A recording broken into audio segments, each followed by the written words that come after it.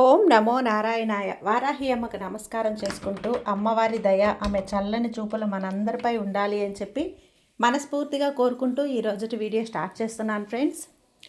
ఇక ఈరోజు వీడియోలో మనం చూడబోయేది ఏంటి అంటే అమ్మవారి వాగ్దానం. అమ్మవారి వాగ్దానంగా ఈరోజు అమ్మ మనకు ఏం చెప్పబోతున్నారు అంటే, బిడ్డ, నువ్వు ఎప్పటి నుంచో ఎదురు చూస్తున్నటువంటి శుభగడియలు ఇక ఆరంభమైపోయాయమ్మా. అవును తల్లి, నీ తల్లిని నువ్వు నమ్మావు అంటే ఒక్క 5 నిమిషాలు ఇది విను చాలు, అద్భుతాన్ని జరిపిస్తాను. అలాగే నీ జీవితం సంతోషంగా ఉండేలా ఆశీర్వదిస్తాను, వినిబిడ్డా అని చెప్పి వారాహి అమ్మ ఈరోజు తన వాగ్దానంగా మనకు ఈ మంచి శుభవార్తనైతే తీసుకొచ్చిందండి. అమ్మవారి శుభవార్తను వినే ముందుగా మన ఛానల్ని కనుక కొత్తగా ఎవరైనా చూస్తూ ఉన్నట్లయితే ప్లీజ్ సబ్స్క్రైబ్ చేసుకోండి ఫ్రెండ్స్. వీడియో నచ్చితే కనుక లైక్ చేయండి, షేర్ చేయండి, కామెంట్ చేయండి, కొంచెం సపోర్ట్ చేయండి. ఇక వీడియోలోకి వెళ్ళబోయే ముందుగా ఒక్కసారి మనకు బాగా తెలిసినటువంటి గురువుగారండి శ్రీ వారాహి అమ్మవారి జ్యోతిషాలయంలో జ్యోతిష్యం చెప్తున్నారు. గురూజీ సుబ్రహ్మణ్యం రాజు గారు, నెంబర్ 1 వశీకరణ స్పెషలిస్ట్.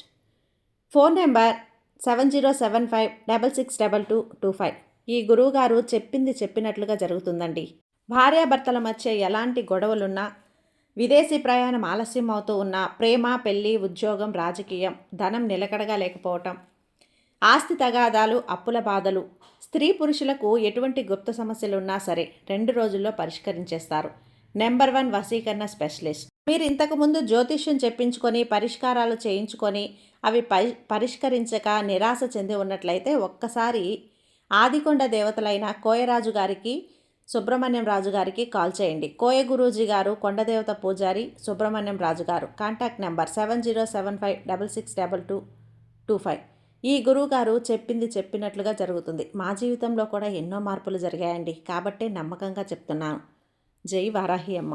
ఇక వీడియోలోకి వచ్చేస్తే, బిడ్డ, నువ్వు ఎన్నో రోజుల నుంచి ఎదురు చూస్తున్న శుభగడియలు ఇక ప్రారంభమైపోయాయి. నీ జీవితం పూర్తిగా నా ఆశీర్వాదంతో సంతోషంగా ఉండబోతుంది, చిరునవ్వులతో ప్రశాంతంగా ఉండబోతుంది. అవునమ్మా, ఇది వరకు నువ్వు నా దగ్గర పెట్టిన నీ ప్రార్థనలన్నీ కూడా నెరవేరే సమయం వచ్చేసింది. ఏంటమ్మా వారాహి అమ్మ, నిజమేనా? మీరు చెప్తున్నది, నేను వింటున్నది ఇది కల కాదు కదా, నిజమే కదా అని అంటున్నావా? అవును బిడ్డ, ఇది అక్షర సత్యం. నా మాటలకి ఇక తిరిగే ఉండదు. గుర్తుపెట్టుకో, మార్పు అనేది సర్వసాధారణం తల్లి.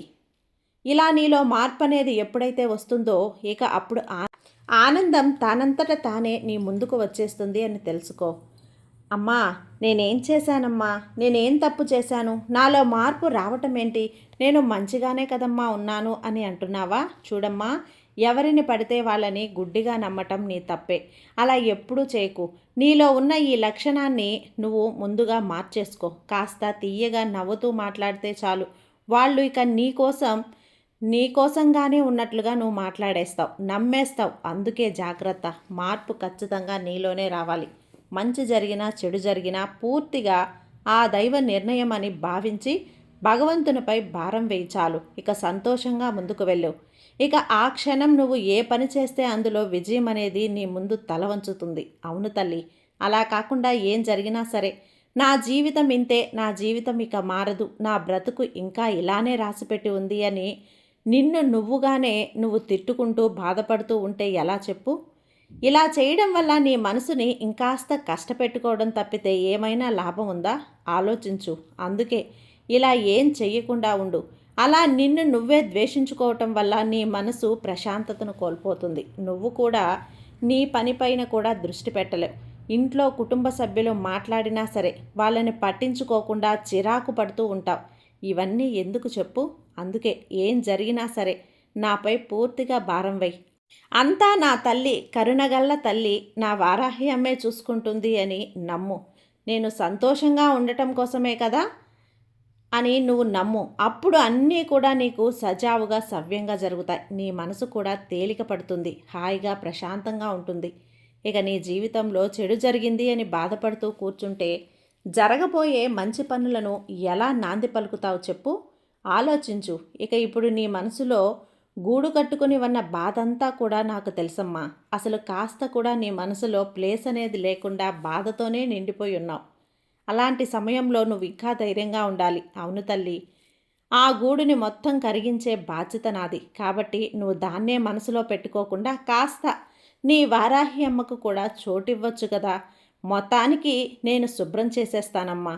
నీ మనసుని ప్రశాంతంగా ఉండేలా చేస్తాను. అందుకే నువ్వు ఈ వారాహి అమ్మని గుర్తుపెట్టుకోవాలి. అప్పుడప్పుడు గుర్తు చేసుకుంటూ ఉండాలి. నా నామస్మరణ నువ్వు చేస్తూ ఉండాలి. నా శక్తిని నీకు ధారబోసి నా బిడ్డని నిన్ను కాపాడుకుంటానమ్మా. కాస్త నీ మనసులో నాకు కూడా స్థలం ఇవ్వు. క్షణంలో నేను అన్నింటినీ తొలగించేస్తాను. నేనే నీ ముందుకొచ్చి అన్నింటినీ ఎదుర్కొంటాను. నువ్వు ప్రశాంతంగా కళ్ళు మూసుకొని ఈ అమ్మను, వారాహి అమ్మను ధ్యానిస్తూ ఉండు చాలు. జాగ్రత్తగా ఉంటావు. వినే మాట కూడా అంతే జాగ్రత్తగా ఉండాలి.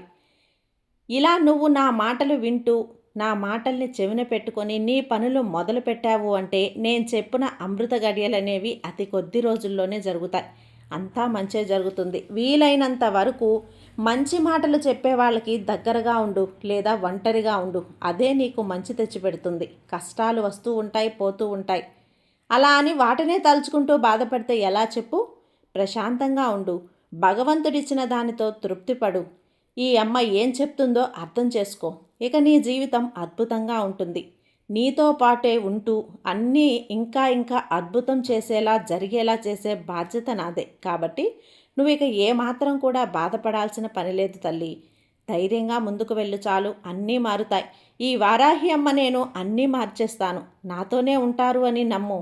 ఖచ్చితంగా అలానే జరుగుతుంది. ఏది కూడా నీకు వ్యతిరేకంగా జరగదు. నేను జరగనివ్వను కూడా. ఈ వారాహి అమ్మ నీకు ఉండగా ఎందుకు జరగనిస్తాను చెప్పు? ఇక ధైర్యంగా ఉండు. అవునమ్మా, ఇక నువ్వు ఎదురు చూసే కోరిక కూడా తీరబోతుంది. అందుకే నిన్ను ధైర్యంగా ఉండమన్నాను. ఏమాత్రం కంగారు పడకు. అలా కంగారు పడి, ఆవేదన పడి ఎందుకు ఆ అదృష్టాన్ని దూరం చేసుకుంటావు? నువ్వే చెప్పు. నువ్వు ఏదైతే జరగాలనుకుంటున్నావో, ఏదైతే కోరుకుంటున్నావో, ఆశపడుతున్నావో అది అలానే జరిగి తీరుతుంది. భయపడకు, బాధపడకు. ఇక అది కూడా ఎంతో దూరంలో లేదమ్మా. సరిగ్గా 2 అడుగుల దూరంలో మాత్రమే ఉంది. నువ్వు అనవసరంగా కంగారు పడి అదృష్టాన్ని దూరం చేసుకోకు. ముందు నీ మనసుని నువ్వు ప్రశాంతంగా ఉంచుకో. అప్పుడే కదా అదృష్టం నీ దగ్గరకు వస్తుంది. లేదంటే అది కూడా జారిపోతుంది. నీ నుంచి శాశ్వతంగా వెళ్ళిపోతుందమ్మా. అందుకే అనవసరంగా కంగారు పడి లేనిపోని టెన్షన్లు పెట్టుకోకు. జీవితాన్ని నాశనం చేసుకోకు. అర్థమవుతుందా? నువ్వు నన్ను తలచిన క్షణమే నేను నీ ముందుకొచ్చి నీ బాధను తొలగిస్తాను. ఎన్ని కోట్ల ఆస్తి ఉన్నా ఆకలి వేస్తే ఆహారమే కదా తల్లి తింటారు. అలానే నీకు ఎంత గుర్తింపు ఉన్నా అందరూ చూసేది నీలో ఉన్న మంచి గుణాన్ని. నువ్వు ఎలాంటి కులంలో పుట్టినా అందరూ నీలోని మంచితనాన్నే చూస్తారు. నీది ఎంత గొప్ప మతమైనా అందరూ చూసేది మానవత్వమే కదా బిడ్డ. ఇక్కడ ధనం ఉంటే ధనవంతులు అంటారు, దానం చేస్తే భగవంతుడు అంటారు. ఇది తెలియక చాలామంది ధనవంతులుగానే మిగిలిపోతున్నారు, భగవంతులు కాలేకపోతున్నారు. నా బిడ్డ మాత్రం భగవంతులు అవ్వాలనే నా ఆశ. అందుకే నేను చెప్తున్నాను, నువ్వు భగవంతుని స్థానంలో ఉండాలమ్మా. నీకొక మంచి పేరు వస్తే నీకన్నా నేనే ఎక్కువ సంతోషిస్తాను నీ తల్లిగా. అవును, గుర్తుపెట్టుకో బిడ్డ, ₹1 దాచిపెట్టుకోవడంలో ఉన్న సాయం చేసినప్పుడు వచ్చే సంతోషం 1000 రెట్లు ఉంటుంది. అమ్మా వారాహి అమ్మ, మీరెప్పుడూ నాతోనే ఉంటారా? నా కుటుంబాన్ని కాపాడుతారా అని అంటున్నావు కదా. ఇంతలా నువ్వు నన్ను అడగాలా చెప్పు? ప్రత్యేకించి నువ్వు నాకు చెప్పాలా? నిన్ను కాపాడడం అనేది, నీ కుటుంబ రక్షణ అనేది నా బాధ్యత. అన్నింటినీ నేను మారుస్తాను. నీ కుటుంబాన్ని కూడా రక్షించుకుంటాను. ఇలా నువ్వు నన్ను మనస్ఫూర్తిగా అడిగే స్థాయికి వచ్చావు అంటే నీలోని దయాగుణం పెరగడమే కాకుండా నువ్వు పూర్తిగా నాలో ఐక్యమైపోయావు. నీలో ఈ మార్పు కోసమే కదా నీకు కొన్ని పరీక్షలు వస్తున్నాయి. అవి తట్టుకోలేక అలసిపోయిన నాకే ఎందుకు ఇన్ని కష్టాలు అని నా దగ్గర బాధపడుతూ ఉన్నావు. ఇవన్నీ కూడా నువ్వు బాగుండాలనే చేస్తున్నాను. వారాహి అమ్మ, మా చుట్టూ ఉన్నవాళ్ళు, నాతో ఉన్నవాళ్ళు అందరూ బాగానే ఉన్నారే, కానీ నాలోనే ఎటువంటి మార్పు లేదే. ఎలా ఉన్నానో నేను అలానే ఉన్నాను. కాస్త కూడా ఆవగించంత కూడా మార్పు లేదే. నన్ను కూడా ధనవంతుణ్ణి చెయ్యమ్మా.